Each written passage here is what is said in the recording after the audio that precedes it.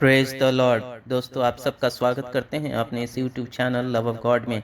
आज फिर मैं आपके बीच में उपस्थित हूं एक नए विषय के साथ। और आज का विषय मैंने लिया है differences between old covenant and new covenant. क्या अंतर है पुराना वाचा और नई वाचा में। तो इसको हम बाइबल से देखेंगे। तो आइए देर न करते हुए वचन की ओर चलते हैं। सबसे पहले मैं ये आपको बताना चाहता हूँ कि कवनेंट होता क्या, वाचा होता क्या है। तो वाचा कवनेंट जो है, दो लोगों के बीच में एक प्रकार का अग्रीमेंट है। इट्स अ म्यूचुअल अग्रीमेंट कि ऐसा से आगे से कुछ करने के लिए या कुछ कहने के लिए एक अग्रीमेंट के तौर पे कहा जाता है। तो पहला जो वचन मैंने लिया है, तो पहला पॉइंट जो मैं आपको बताना चाहता हूँ वो है कि ओल्ड कवनेंट जो है वो मूसा के द्वारा दिया गया था, लेकिन जो न्यू कवनेंट है वो प्रभु यीशु मसीह के द्वारा दिया गया। इसके लिए मैंने बाइबल का वचन लिया है, यूहन्ना रचित सुसमाचार पहला अध्याय का 17वां पद।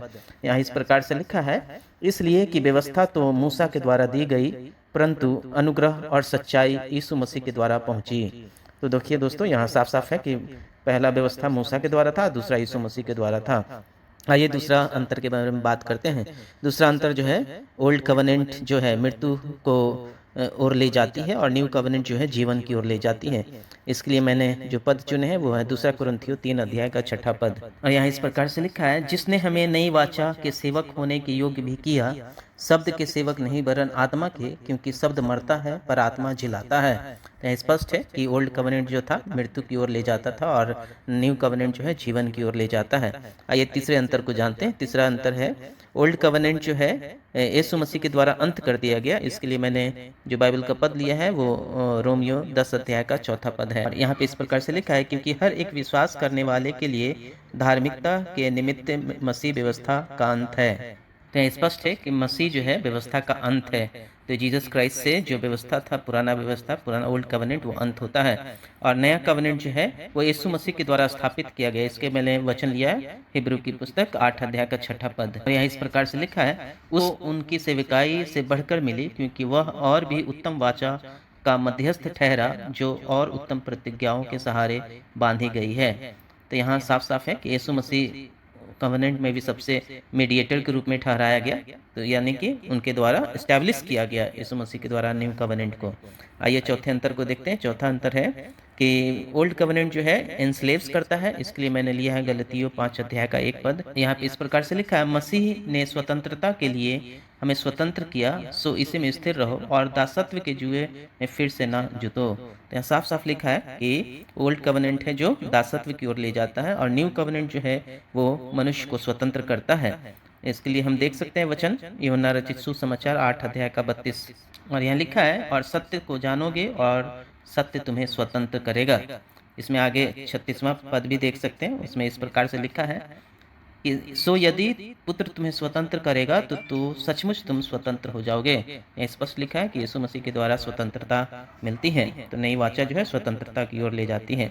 पांचवें भेद को हम जानते हैं। पांचवा जो अंतर है, ओल्ड कवनेंट जो है सिन को एक्सपोज करती है, खोलती है, पापों को खोलती है। इसके लिए हम देख सकते हैं गलेशियंस पुस्तक के 3 अध्याय का 19 पद। यहाँ पे लिखा है, तब फिर व्यवस्था क्यों दी गई? वह तो अपराधों के कारण बाद में दी गई, कि उस वंश के आने तक रहे जिससे को प्रतिज्ञा दी गई थी, और वह स्वर्गदूतों के द्वारा एक मध्यस्थ के हाथ उठाए ठहराई गई। तो पुराना ओल्ड कवनेंट जो था वो क्या था?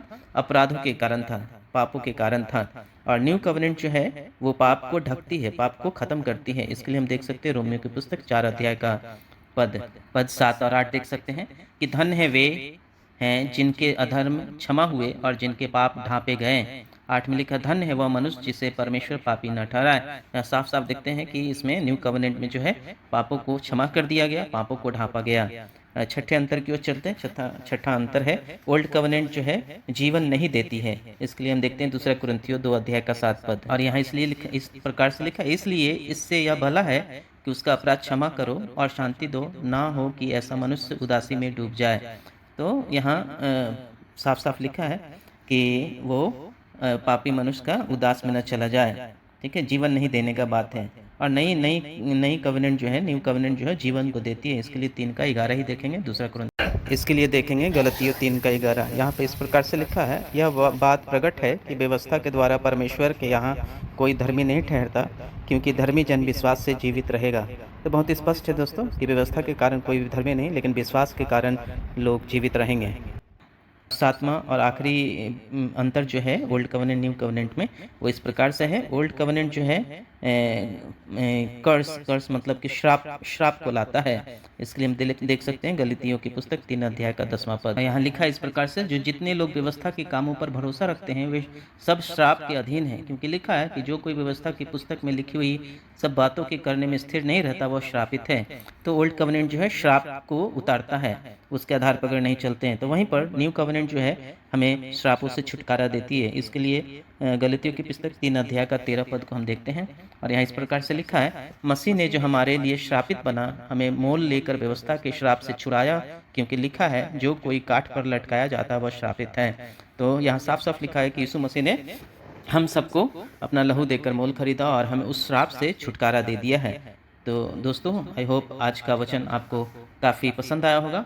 वीडियो को देखिएगा, लाइक कीजिएगा, सब्सक्राइब कीजिएगा, कमेंट कीजिएगा। दोस्तों आइए अब हम प्रार्थना करें। अनुग्रहकारी दयालु सर्वशक्तिमान परमेश्वर पिता, हम आपको धन्यवाद देते हैं कि आपने अपने अपने वचन के अनुसार, अपने कवेनेंट के अनुसार पुराने कवेनेंट को, ओल्ड कवेनेंट को तोड़ दिया, ख़त्म कर दिया और नया कवेनेंट प्रभु यीशु मसीह में स्थापित किया, जिसके द्वारा हमें जीवन मिलता है, जिसके द्वारा हम श्राप से मुक्ति पाते हैं, जिसके द्वारा हम अनुग्रह पाते हैं, जिसके कारण हमें अपने जीवन मिलता है परमेश्वर। इसके लिए हम आपको धन्यवाद देते हैं। प्रभु जी आपसे प्रार्थना करते हैं जितने लोग भी वचन को सुनते हैं उन सब के जीवन में प्रभु यीशु मसीह का अनुग्रह और प्रभु यीशु मसीह का स्वतंत्रता, प्रभु यीशु मसीह का पाप का क्षमा उन पे ऊपर उतरे और वो भी परमेश्वर अपने जीवन में शांति और आनंद का जीवन बिता पाए, आनंदित होने पाए बहुतायत से।